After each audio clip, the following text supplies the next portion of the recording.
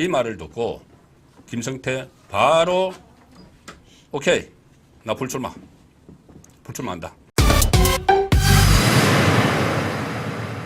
김성태 시스템 공천 결과 수용하겠다. 한동훈 큰 정치인다운 결정 반드시 승리한다. 서울 지역구 컷오프 잡음 해결한 국민의힘. 김성태 당의 결정 겸허히 수용. 한동훈 정치란 뭔가 생각했다. 큰 정치인답게 결단을 내려줬다. 필요한 결정을 해줬었다. 이 내용이 뭐냐 하면은 제가 요약을 해서 설명을 드리면은 일단 공천에서 탈락한 중진 의원 출신이 공천에서 탈락했습니다. 그러면 부글부글 끓겠죠. 그러면 지도부를 향해서 과거에 막 가서 싸움도 하고 막 이단 엽차기도 하고 막 그런 적이 과거에 많이 있었습니다. 공천에서 탈락하면은 정치인들은 거의 모든 것을 다 잃는 것이죠. 공천 탈락은 아예 총선에 나가지조차 못하기 때문에 물론 뭐 무소속으로 해서 나갈 수도 있지만은 그때 그러면 성률이 확 떨어지죠. 성산이 확 떨어지죠. 그래서 반발을 하는데 얼마 전에 29명을 그러니까 공천 신청자 중에서 29명을 컷오프 시켰습니다. 컷오프 시켰는데 그 안에 강서에서 3선을 한 중진 출신 김성태 전 원내대표가 들어가 있었죠. 그런데 이 국민의힘에서 원칙을 정해놓은 게 있습니다. 뭐 어떤 그 범죄 혐의로 이렇게 뭐 기소가 됐던 적이 있고 뭐 이런 그 때는 배제를 한다. 이 원칙을 정해놨는데 김성태 전 원내대표가 그 원칙에 적용이 돼서 컷오프가 됐습니다. 일단 컷오프가 됐습니다. 그때 이 본인이 KT에 자녀의 특혜 취업 이런 논란이 있었죠.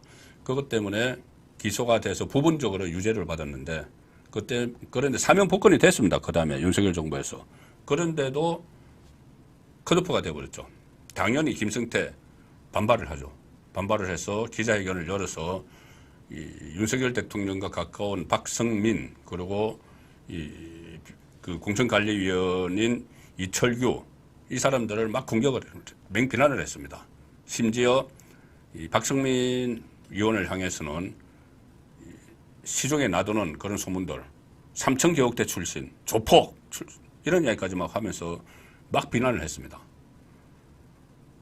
그런데 거기에 대해서 한동훈 비대위원장이 어떻게 받았느냐 하면은 이철규 그 공관위원은 또 맞대응을 막 했는데 한동훈 비대위원장이 아주 어떻게 보면 저는 품격 있게 이 문제를 조정을 했다고 보는데 비대위 회의에서 이 이야기를 꺼냅니다. 김성태 전 원내대표 이야기를 꺼내면서 우리가 시스템 공천을 하고 있는데 그 과정에서 마련된 기준에 부합하지 못해서 우리가 내세우지 못한다.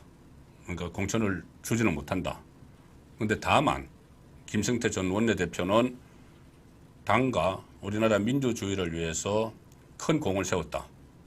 뭐냐면 드루킹 특검을 간철을 시키기 위해서 단식을 했죠. 단식을 해서 결국 간철을 시켜서 그 결과 문재인의 후계자로 불렸던 김경수 전 경남도지사가 구속되는 그런 상황이 벌어졌고 그래서 문재인 쪽에서 상당히 타격을 받았고 그것이 정권 교체의 하나의 계기도 됐다. 이제 그런 그 과정을 쭉 평가를 합니다. 아주 호평을 하죠. 그리고 단식을 했는데 이 누구처럼 하지 않고 진짜로 했다. 누구처럼 누구 이재명처럼 진짜로 했다.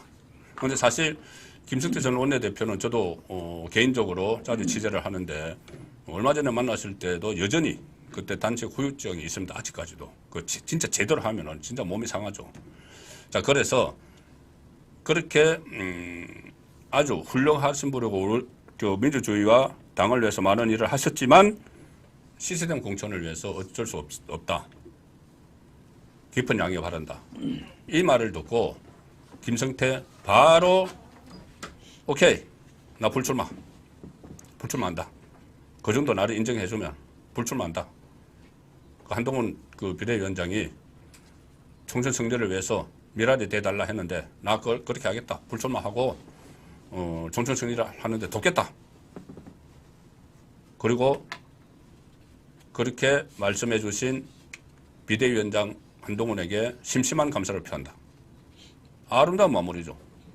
아니 공천에 떨어진 사람이 당대표격인 비대위원장에게 매우 고맙습니다 하는 그런 결과가 나온 것이죠. 그래서 이게 단 하나 김성태 전 원내대표에 대한 모델로 끝나는 것이 아니고 이 새로운 시도들이 이루어지고 있는 겁니다. 새로운 시도라는 게 이런 식으로 공천 탈락자 과거처럼 막 반발을 하면은 그냥 그걸 또다시 힘으로 눌러가지고 그러면 그 당원들이 그 당사 앞에 와서 막 데모하고 피켓팅하고 그러면은 결국 점수 깎이는 건 국민의힘 전체죠. 근데 그러지 않도록 이렇게 멋있게 정리를 하는 그 모습을 보여줬고 또 하나 한동훈의 공천 방식이 있습니다. 그 뭐냐면은 재배치죠. 재배치.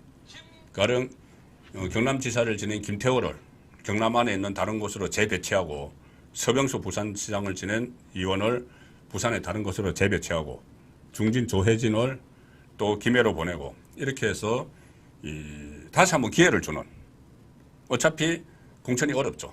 같은 지역에서 3선 이상을 하고 그랬으면은 그런데 그래도 다시 재활용해서 재도전할 수 있는 기회를 주고 그 사람들이 빠져나간 지역에는 신진을 투입을 하는 그래서 이게 이 한동훈식 곱셈 공천이다. 이런 이야기도 지금 본인이 했죠. 곱셈 공천 이야기는. 자, 그런 새로운 시도를 한동훈 비대위원장은 곳곳에서 보여주고 있습니다.